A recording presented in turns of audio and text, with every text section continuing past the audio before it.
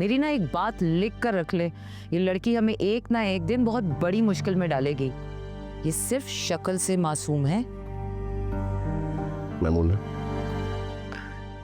पता नहीं क्यों मुझे एहसास हो रहा है कि तुम्हारी दुश्मनी शहर से बढ़ती जा रही है। आप किताब पढ़ें, क्योंकि आपसे ना कोई बात करना ही फजूल है।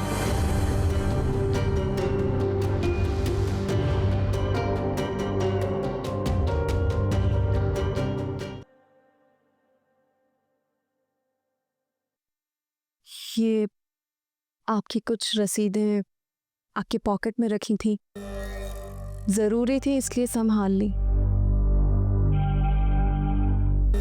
ठीक है।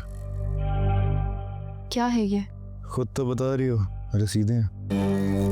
हाँ, वो तो मैंने देख ली थी और सोचा अगर जरूरी नहीं है तो फेंक देती हूँ। वैसे आपने ये सब किसके लिए ली थी? ये मैंने किसी के लिए नहीं ली।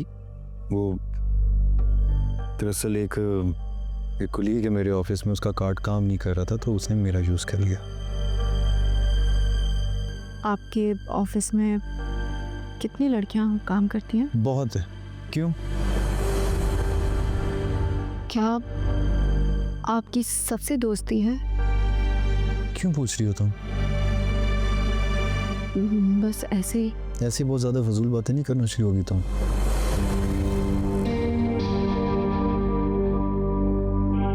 जी। अगर हो गया तो अब तुम जाओ यहाँ से, काम कर लो। जी। Thank you.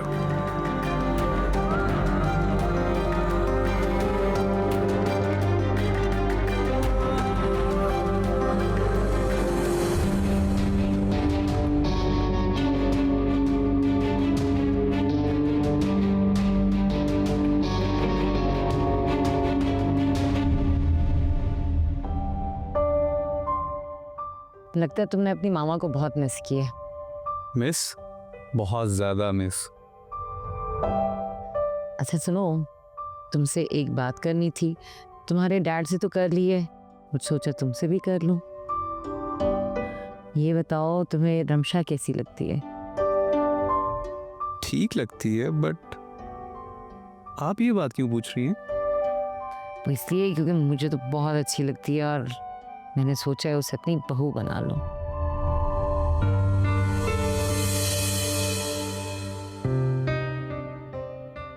क्या सोच रहे हो? आपने वो बात की है जो मेरे जहन में भी नहीं थी। तो जहन बना लो। तो क्या तुम्हारे जहन में कोई और है? नहीं, ऐसा भी नहीं है। मैं यहाँ शादी करने के मूड में नहीं हूँ। तो फिर मूड बना लो।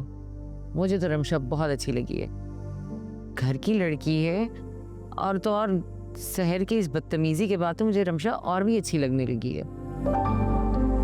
तुम्हें सोचने के लिए कोई वक्त चाहिए तो ले लो, लेकिन रमशा के साथ तुम्हारी जिंदगी बहुत पुरसकून रहेगी। वो हर तरह से तुम्हारे लायक है। आपको ठीक लगता है तो कर लें, मुझे कोई प्रॉब्लम नहीं है। मेरा प्यारा बेटा, देखो ये फैसला तुम्हारी जिंदगी में कितनी खुशियां लेके आएगा। आंटी को मैं कुछ खास पसंद नहीं आई। ऐसा क्यों कह रही हो? इनका रवैया देख के मुझे ऐसा लगा। अरे उनकी नेचर ऐसी है, वो बहुत अरसे से अकेले रह रही है, शायद इसी वजह से तन्हाई पसंद है। किसी और की आमद पे इतना खुश नहीं होती। लेकिन तुम फिक्र ना करो, शादी के बाद तो उन्हें तुम्हें तस्लीम करना ही पड़ेगा। आई होप ऐसा ही हो जैसे तुम बोल रहे हो। अरे ऐसा ही होगा। जावेद?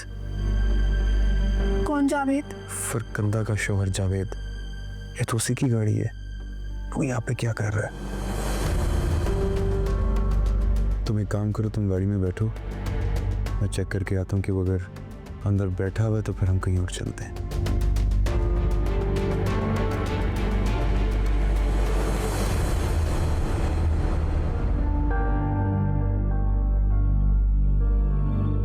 अब जावेद भाई, आप मुझे यहाँ क्यों ले आए? हसन को रंगे हाथों नहीं पकड़ना क्या? हाँ, लेकिन यहाँ कैसे? अरे वो यहीं पर आता है ना लंच के वक्त। आओ बैठो। अच्छा, लेकिन वो कब तक आएंगे? अरे बैठो तो, मुझे कौन सा बता के आएगा, बस आ ही रहा होगा। बैठो।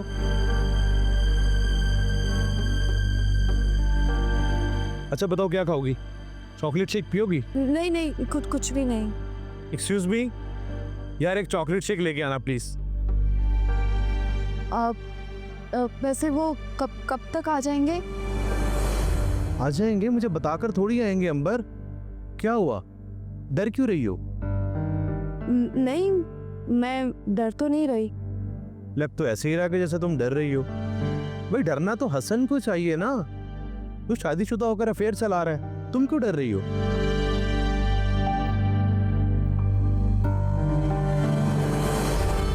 अंबर, ये तुम्हारे हाथ पे क्या हुआ है? ये देखो, ये क्या लगा, ये ब्लू क्यों हो रहा है यहाँ से? ये देखो तुम्हारा हाथ ब्लू हो रहा है ना यहाँ से, ये देखो। अंबर, जावेद, अरे हसन, ऐसा कुछ नहीं जैसा तुम समझ रहे हो। तुम क्या कर रही हो यहाँ पर?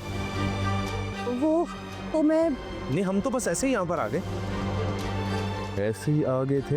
हाँ, मतलब ये कि अंबर का आइसक्रीम खाने को दिल कर रहा था और ये बोर हो रही थी तो इसलिए आ गए। नहीं, वो मैं। तुम चुप करो, मम्मी को बता कर आई हो? नहीं। बट जावेद, तुम जिंदगी में कभी मेरी बहन को तो नहीं आइसक्रीम खिलाई तुमने, तो आज मेरी बीवी के साथ क्यों निकले? तमीज से बात करो, तो फिर हरकतें वो करो कि लोग तुमसे तमीज से बात करें। और तुम